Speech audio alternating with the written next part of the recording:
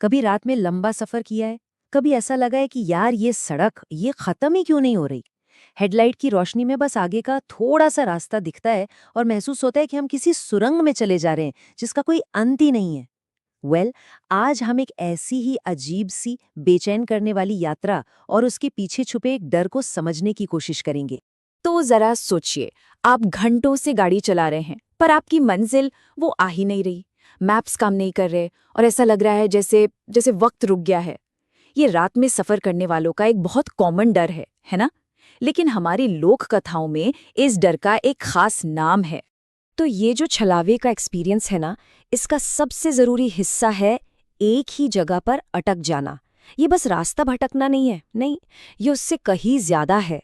ये एक ऐसे लूप में फंस जाने जैसा है, टाइम और स्पेस का एक ऐसा लूप जहां से बाहर निकलना मानो इम्पॉसिबल हो।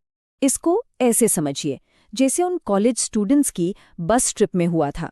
जरा सोचिए, उन्हें बार बार वही एक बंद चाय की दुकान और जंगल का वही एक हिस्सा दिख रहा था। उनका सफर आगे बढ़ ही नहीं रहा था, बल्कि एक ही डरावने सर्कल में गोल गोल घूम रहा था। और फिर वो पल आया जब एक स्टूडेंट श्याम ने धीरे से कहा, सर, बस तो वापस उसी जंगल में आ गई है। और बस इसी एक लाइन ने बस में बैठे हर इंसान को ये रियलाइज करवा दिया कि ये कोई मामूली बात नहीं है। वो रास्ता नहीं भटके हैं, ये कुछ और ही है, कुछ ऐसा जो हमारी समझ से, हमारी लॉजिक से बिल्कुल बाहर है। और यहीं से असली डर की शुरुआत होती है। तो सवाल ये उठता है कि आखिर ये कौन सी चीज है, कौन सी ताकत है जो ट्रैवलर्स को इस तरह अपने जाल में फंसा लेती है? हमारी लोक कथाओं में इस डर को एक नाम दिया गया है, एक पहचान। इसका नाम ही सब कुछ बता देता है, छलावा, जिसका सीधा सा मतलब है धोखा या भ्रम।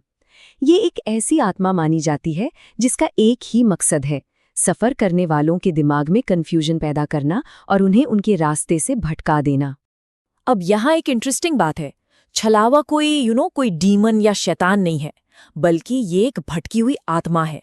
और इसकी ताकत, इसकी पावर जुड़ी है रात के अंधेरे से और ट्रैवलर के मेंटल स्टेट से।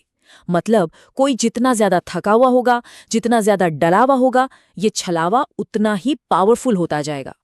तो सवाल ये है कि ये छलावा आखिर काम कैसे करता है, इसके शिकार करने का तरीका क्या है? देखिए, इसके खेल के कुछ अपने नियम हैं और कहा जाता है कि ये कभी हारता नहीं। इसका सबसे बड़ा और पहला हथियार है माइंड गेम्स, दिमाग के साथ खेलना। ये किसी के परसेप्शन को, उसकी समझ को इस तरह से तोड़ मरोड़ देता है कि उसे अपनी ही आंखों पर, अपनी ही याददाश्त पर शक होने लगता है। और ये सिर्फ रास्ता भुलाने तक ही सीमित नहीं है। छलावा पूरी की पूरी एक नकली दुनिया बना सकता है। वो बोरगांव नाम का गांव जो अचानक से आ गया था, या वो सड़क के किनारे का ढाबा जहां खाने में कीड़े मिले, वो सब एक जाल था, ट्रैवलर्स को फंसाने के लिए बनाया गया एक बहुत बड़ा भ्रम। और एक बार जब कोई मुसाफिर पूरी तरह कंफ्यूज हो जाता है, तब छलावा अपना दूसरा और शायद सबसे खतरनाक हथियार इस्तेमाल करता है। और वो हथियार है इंसान की अपनी फीलिंग्स, डर, थकान, घबराहट, यही सब। और ये लाइन, यात्रियों की थकान और डर ही उसकी ताकत है, ये सब कुछ क्लियर कर देती है। ये एक साइकोलॉजिकल लड़ाई है। लोग जितना ज्यादा डरते हैं, जितना ज्यादा थकते हैं, वो अनजाने में छलावे को और ज्यादा पावरफुल बना रहे होते हैं।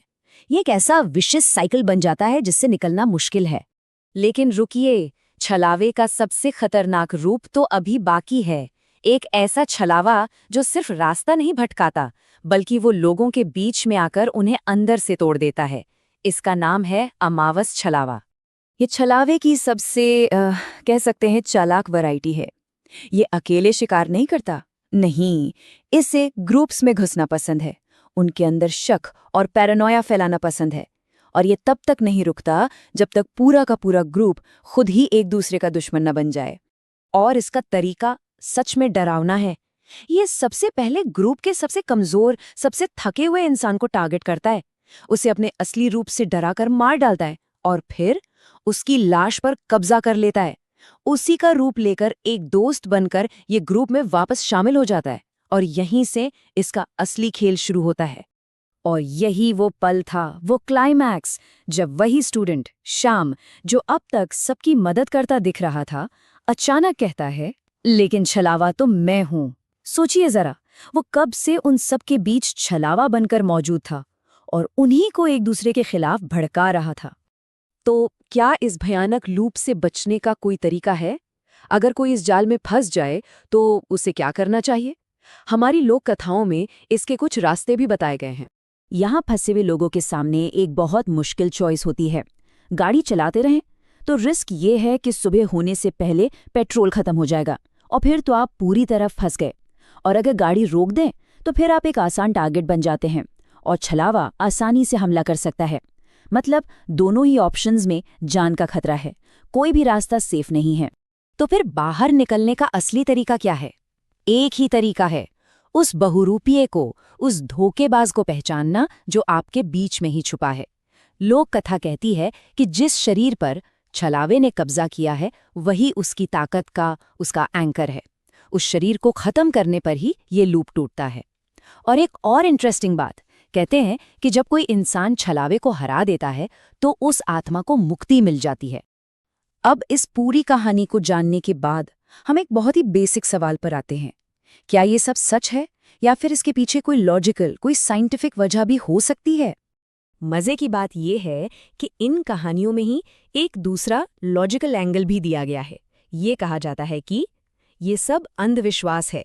जब ड्राइवर थक जाता है तो उसे भ्रम हो जाता है कि ये कोई भूत प्रेत नहीं है, बल्कि ये हाईवे हिप्नोसिस है। जब कोई बहुत ज़्यादा थक जाता है तो उसका दिमाग उसे ये वहम कराता है कि वो एक ही रास्ते पर बार बार घूम रहा है। तो आखिरी सवाल यही है, रात की सुनसान सड़कों पर जो डर लगता है, क्या वो सिर्फ हमारे थके हुए दिमाग की उपज है या सच में अंधेरे में कोई है जो इंतजार कर रहा है? अगली बार जब कोई रात में लंबा सफर करे और उसे महसूस हो कि वो एक ही मोड़ से बार बार गुजर रहा है, तो इसका जिम्मेदार कौन होगा? उसकी थकान या फिर छलावा?